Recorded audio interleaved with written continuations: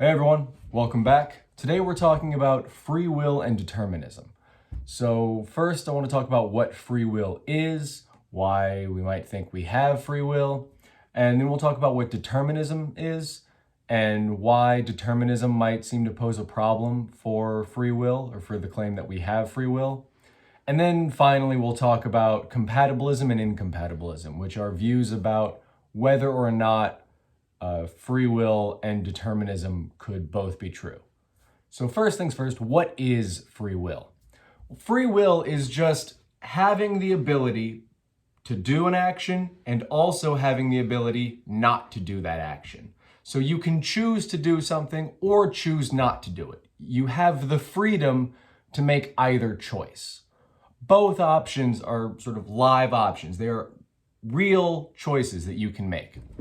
So we seem to have free will because we seem to make decisions and choices all the time. Sometimes we agonize over decisions, trying to decide what choice should we make, which would make no sense if we didn't have the freedom to make the choice, if we didn't have the ability both to choose option A and option B when we're trying to choose between things. So Strawson, in the reading for today, Strawson's Your Move, The Maze of Free Will, Strawson gives the example of you're walking to a bakery with $10 in your pocket and you pass by the Oxfam box, which is basically just a charity box. It's big in England. It's not as big here. So if you want, replace the Oxfam box with a homeless person sitting outside the bakery, you can either donate that $10, give it to the homeless person, put it in the Oxfam box, or you can go into the bakery and spend the $10 buying yourself the cake. And you might stand there wondering what you should do, trying to decide what to do. And you're standing there trying to decide what to do because, ostensibly, it seems, you have free will. You have the power to do either one. You can donate. You do have that power. And you can go in and buy the cake. You also have that power. You have the ability to do either of those things. And that's what free will is. It's having the ability to do either of two different things. Having the ability to buy the cake and the ability not to buy the cake. The ability to donate and the ability not to donate. And we don't have free will in all actions. So if you're coerced into doing something, that's not something you freely chose to do. If someone robs you at gunpoint and says, give me your money or I'll shoot, they can't later defend themselves by saying, well, they gave me the money. They chose to give me the money. That's a gift. That's not a crime. Because you didn't freely choose to give them the money. You didn't really have the option not to give them the money. They took that option away with the gun and all that. And so that's a case where you don't seemingly have free will. But most of the time, or at least some of the time, it looks like we do have free will. We do have the power to do something and the power not to do something. And the claim that we do have free will is called the free will thesis, or at least that's what we'll call it in this class. The free will thesis is just the claim that we do in fact have free will. We do have the ability, in at least some cases, both to do an action and not to do that action.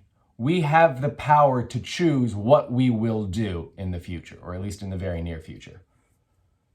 And the free will thesis seems to be necessary for moral responsibility. Now, this is not the morality unit of the course. Moral responsibility is not our focus here, but Strawson talks about it in the paper because it is a genuine issue when it comes to free will. If we didn't have free will, it looks like we wouldn't be able to hold anyone morally responsible. No one would be morally accountable for their actions. Because if they didn't have the power not to do something, you can't really blame them for doing it. If you aren't responsible for the things that you do, then you can't be morally blamed for them. And if you don't have the free will to decide what to do, if you don't have control over what you will do in the future, if you don't have the power not to do it, then you can't really be blamed for doing it. You can't be blamed for the things you do. And you can't get any sort of moral credit for the things you do. The good things you do aren't within your control either if we don't have free will, or so it seems. So it looks like we need free will in order to be morally responsible for our actions, both the good actions and the bad actions. And so if we think that people can be morally blamed for their actions and people can be praised for doing morally good actions, then it looks like we need the free will thesis to be true. But there's a problem for the free will thesis, or there's an alleged problem for the free will thesis, and that is determinism. So what is determinism? Determinism is the claim that the past, combined with the laws of nature, determine a single unique future. And that's the sort of precise way to word it, but it's a somewhat counterintuitive way to word it. Really, what it's saying is just that everything that's going to happen is already set in stone. The future has already been decided based on what has already happened in the past and the laws of nature. And so the way determinism is usually sort of laid out and explained and defended is in terms of causation. So we normally think that things have causes, events have causes. If something happens, you can ask why it happened. If a tree falls down, you can ask what caused the tree to fall down. And we use causes and this sort of fact that all events have causes in science all the time. When scientists at the Large Hadron Collider get a readout on a screen, they can use that to figure out what's going on because they have the assumption, well-justified assumption, that whatever's laid out on the screen was caused by particles doing whatever they're doing in the collider. So they know that particles in the collider caused whatever readout is on the screen, and that's why the readout on the screen is evidence of what happens with particles in sort of microphysical stuff. I'm not a physicist. And similarly, when you have a visual experience, like when you see a chair in a room, you know that there is a chair in the room because you know that something caused you to have this visual experience, and the best available cause, the most likely cause, is that there's a chair causing light to bounce off it and hit your eye and cause this visual experience. So we assume things don't just happen uncaused completely at random. Now, side note, quantum mechanics apparently gives evidence that the world either does or at least might behave fundamentally at random at the lower levels, at the sort of absolute smallest subatomic levels. But larger reality, macroscopic things still seem to function deterministically, meaning everything has a cause. And if everything has a cause, then it looks like the past will completely determine what the future looks like, because every event has a cause. That cause comes before it in time, and that cause, or the set of causes, maybe there's multiple causes, those causes will guarantee the effect. Those causes combined with the laws of nature, gravity, etc., electromagnetic force, that kind of stuff, those will all determine and guarantee the effects of those causes. So lightning strikes a tree, that causes the tree to fall, and that lightning strike guarantees that the tree will fall. If the lightning strike occurs, the tree falls. If the lightning strike doesn't occur, the tree doesn't fall. So, every event has a cause, and causes guarantee their effects, and causes come earlier in time than their effects. So that means everything that's happening right now was caused by things in the past. And those things in the past guarantee all the events happening right now. But those things in the past, they themselves had causes, and those causes in the more distant past guaranteed their effects, which are the causes of what's happening right now, and so on and so forth back through time until the beginning of the universe, the Big Bang. So, at some point in the distant past, there were a bunch of events. Maybe we look at the Big Bang, maybe we look at the year 1000, maybe we look at 12 billion years ago instead of the full 14 billion years ago, whatever. At some point in the distant past, there were a bunch of events, right? And those events caused later events, guaranteeing that those later events would happen. And those later events themselves caused later events, guaranteeing those would happen. And those later events guarantee future events, they caused future effects, and so on and so forth on through time. So given the laws of nature and given how causation works, and given the way the world was in the distant past, the world can only unfold in one single unique way. Because everything has a cause, and the past has already happened. So those causes are already there, and the chain of cause and effect that's going to go on through time is already, in some sense, set in stone. It's already determined how things are going to happen. If you knew all of the events that happened at some time in the past, and you knew all of the laws of nature, you would be able to predict by just running through what was going to cause what. You would be able to predict everything that happened from then on. Everything that happened is ever going to happen, you would be able to predict with perfect accuracy, assuming determinism is true. Because the past, combined with the laws of nature, only allow for one single way for the world to unfold. Because for things to go differently, either the laws of nature would have to change, or those past causes would have to change, right? So, given this chain of causation going on through history, the distant past and the laws of nature will determine one single unique future, because the past events will cause later events according to the laws of nature, and it'll just go on sort of like a machine. Just automatically, mechanically, events will cause later events, which will cause later events, and so on. So, if determinism is true, if the past, the distant past, and the laws of nature determine one single unique future, then it looks like all of your future actions are already set in stone.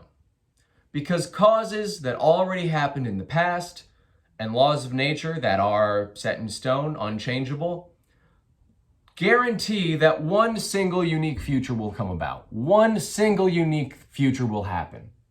And in that future, you do something. Whatever you're going to do, you will do in that unique future.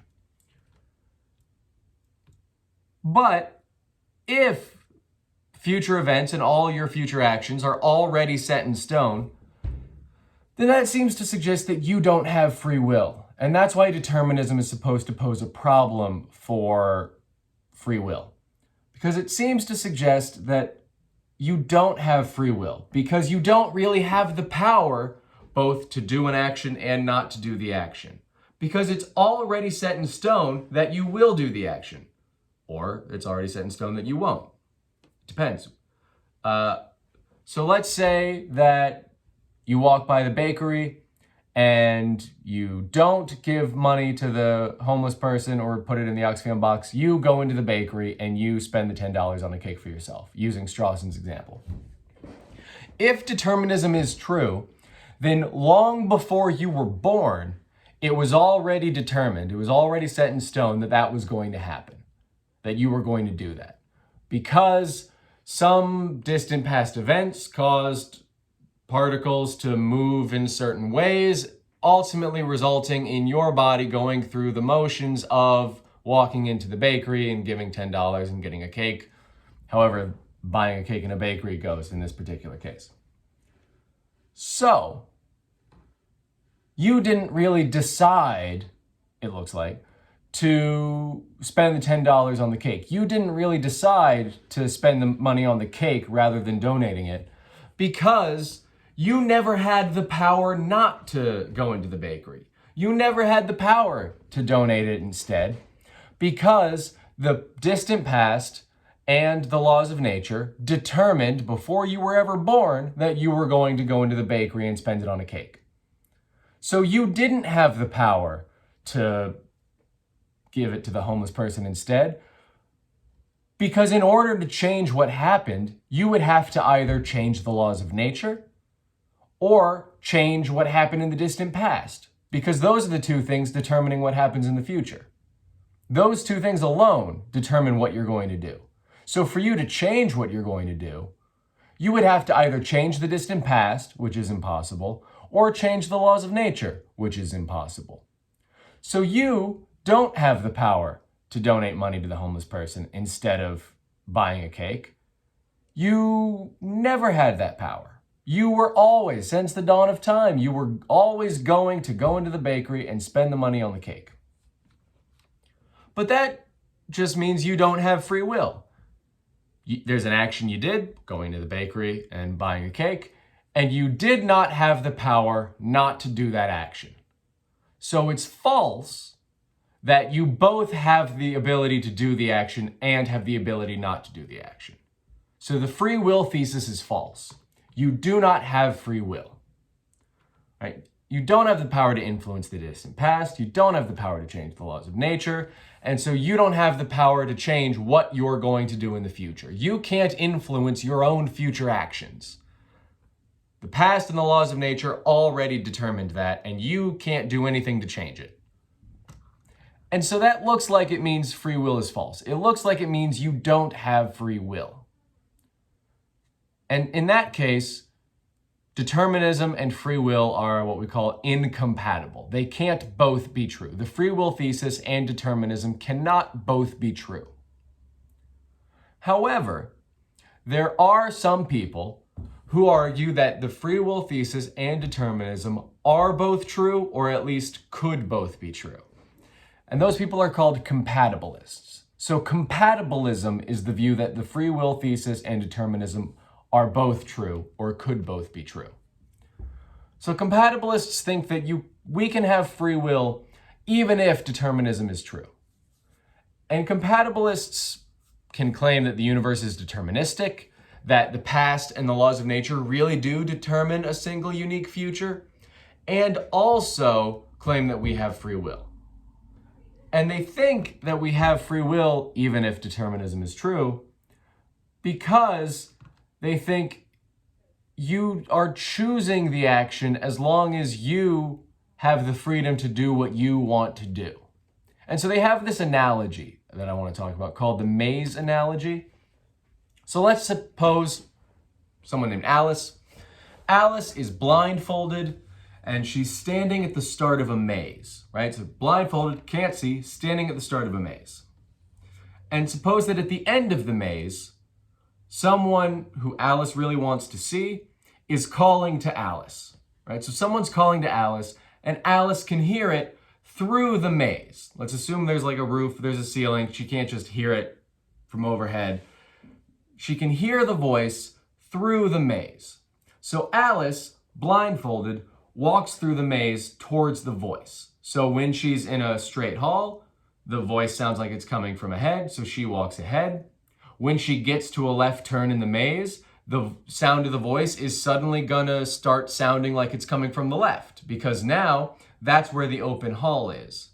So Alice will hear the voice coming from the left, so she'll turn to the left and follow the voice, never bumping a wall, never running into a wall, maybe never even realizing that there are walls. Alice might not even realize she's in a maze, but she follows the voice and ends up successfully navigating the maze. All she's doing is following the voice that she wants to follow. And then she will make it out of the maze. Without ever bumping into a wall, she will make it out of the maze, right? So Alice never hits a wall, maybe doesn't even notice she's in a maze, and makes it out successfully. So in some sense, it looks like the walls never stop Alice from doing what she wants to do. When Alice hears the sound coming from in front of her, she walks towards the sound. When she hears it coming from the left, she walks to the left. When she hears it coming from the right, she walks to the right, etc. And she makes it out of the maze. But when she turns left, there's a wall to her right. So she could not have turned right even if she wanted to. But luckily, or maybe not luckily, maybe it makes perfect sense why, she didn't want to turn right. When there's a wall to her right, she doesn't want to turn right because that's not the direction the sound is coming from, because there's a wall there and the person's voice is not going to come through the wall.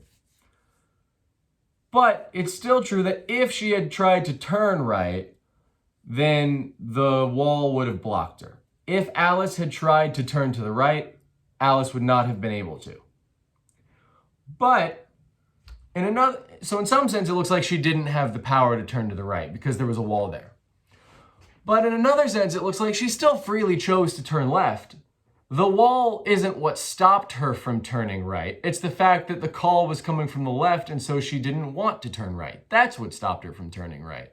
The wall was there. She didn't have the power to turn right, but she didn't want to. So the wall didn't stop her in any way. And so this is supposed to be analogous to free will. Compatibilists think that this analogy works a lot like free will and determinism work in reality. So in this analogy, the maze is determinism, and the person's voice calling to Alice is whatever we want, whatever we desire. And so determinism doesn't block us from doing things that we want to do, because we can still follow the voice. We can still pursue the things we want to pursue. But determinism's still there. It's still deciding sort of what we want to do in some ways. Because in the maze analogy, Alice wants to turn left because the voice is coming from the left. But the reason the voice is coming from the left is because of what the maze looks like. So Alice wants to turn left, and the maze doesn't stop her, but the fact that Alice wants to turn left is due to the maze. So the analogy is that determinism doesn't stop us from doing what we want to do. And so we do have free will in some sense. We can do what we freely choose to do. We can freely choose to do things, and determinism will not stop us. But determinism will play a role in deciding what it is that we want to do. And so we're free to do what we want to do, but determinism will still play a role in deciding what it is that we want to do. So there's a philosopher named Arthur Schopenhauer, 19th century German philosopher, heavily influenced by Kant. And Schopenhauer said, I think the direct quote or the translation of the direct quote is, "Man is free to do what he wills, but not to will what he wills." Where here wills is a verb that means something like want or choose. So basically, people are free to do what they choose, but people are not free to choose what they choose. You can't decide what it is that you want. You can't decide what kind of person you were born as, but you can decide to do the things you want to do. And compatibilists think that this is a perfectly fine, robust, acceptable version of free will, and that we do have this version of free will. So they think what you want to do is the result of determinism. It's the result of particles in your brain doing what the universe determined that they would do. But you are still free to do what you want to do. Determinism will not block you from doing what you want to do. So free will only requires, on the compatibilist picture, free will only requires that the universe not block you from doing the things that you choose to do. And now the fact that you chose to do them is the result of determinism. But free will, or we still have free will because determinism isn't blocking you from doing the things you choose to do. Determinism decides what you choose to do, but it doesn't block you from doing what you choose to do once you've chosen to do it. So it's sort of free will with freedom as opposed to coercion rather than freedom as opposed to determinism. You could still, on the compatibilist picture, predict exactly what everyone was going to do long before they chose to do it, if you knew all the laws of nature and everything that happened in the past. But they still have the freedom to do whatever they choose, and so they're still morally responsible for what they do. It's still determined by the laws of nature in the distant past, but sort of the causes that are inside us, we are responsible for. We are responsible for what we are like as people, even though that was caused by things outside of us. That's sort of the compatibilist picture here. That we still have freedom in a very important sense. We have free will in an important sense, but determinism is still true. But there are people who think the compatibilists are wrong. And these people are called incompatibilists. So incompatibilism is the view that compatibilism is false. It's the view that determinism and the free will thesis cannot both be true. At most, one is true. Maybe they're both false. Maybe the universe is chaotic, random nonsense, and we don't have free will. There's logical space for that view. I don't know anyone who holds it off the top of my head, but it's a perfectly acceptable view. But most incompatibilists either think determinism is true and we don't have free will, or think we have free will and determinism is false. So incompatibilists think that we can't have our cake and eat it too. We can't have determinism and the free will thesis. And they think that compatibilists are just changing the meaning of free will into something weaker, something watered down that we don't want and shouldn't be called free will.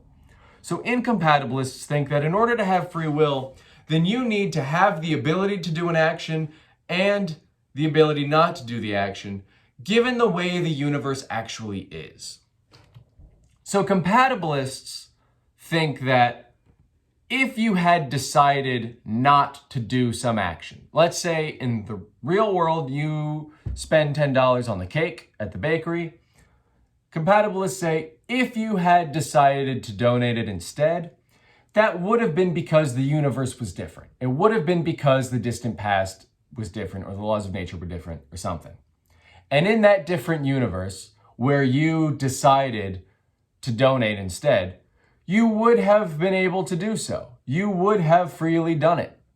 And so compatibilists think that if you had decided to donate the money, you would have been able to do so. And if you had decided to spend it at the bakery, you would have been able to do so. So whichever decision you made, you would have had the power to act on that decision. And so compatibilists think we have free will because whatever we decide to do, we have the ability to act on that decision in at least some cases. Sometimes you can't, it's illegal, or if you decide to fly, you're physically not going to be able to fly, so you don't have the power to do that. But we are, in many cases, going to have the power to do what we decide to do. But incompatibilists think that that's not enough. It's not enough for us to say that we have free will just because in some world where the laws of physics were different, or some world where the distant past was very different, we would have made a different decision and been able to act on it. Incompatibilists think in order to have free will, then we need that when you are outside the bakery, looking with a $10 bill in your hand, looking at the homeless person and looking at the bakery and trying to decide what to do, in the actual world, you need to have the ability to do either thing. You need to have the ability to do either of the actions that you are deciding between. And if determinism is true, then you do not have the ability to do both, because the laws of nature and the distant past have already determined that you will do one of them and not the other. And so you don't have free will on that definition of free will, on that requirement, because incompatibilists think that having free will means actually, in the real world, having the ability to do either action. When you're trying to make a decision, you need to have the ability to choose either option. And in the actual world, you do not have the ability to choose either option, because the distant past and the laws of nature have already determined what you will do. And you can't change the distant past, and you can't change the laws of nature. So incompatibilists think that if determinism is true, we do not have free will. And compatibilists believe that even if the universe is deterministic, even if determinism is true, even if every single event has a cause in the past, we still have free will and we can still be held morally responsible. So those are the views. So that's all I want to talk about today. So free will means having the ability to do some action and also having the ability not to do it. Determinism means that the distant past and the laws of nature determine one single unique future. Compatibilism is the view that we can have free will even if the universe is deterministic. So the free will thesis and determinism can both be true. And incompatibilism is the view that if determinism is true, we do not have free will. The free will thesis and determinism cannot both be true. All right, so those are the views. If you have any questions about any of that, please let me know. I will be happy to answer any questions you have about it. Stay safe out there.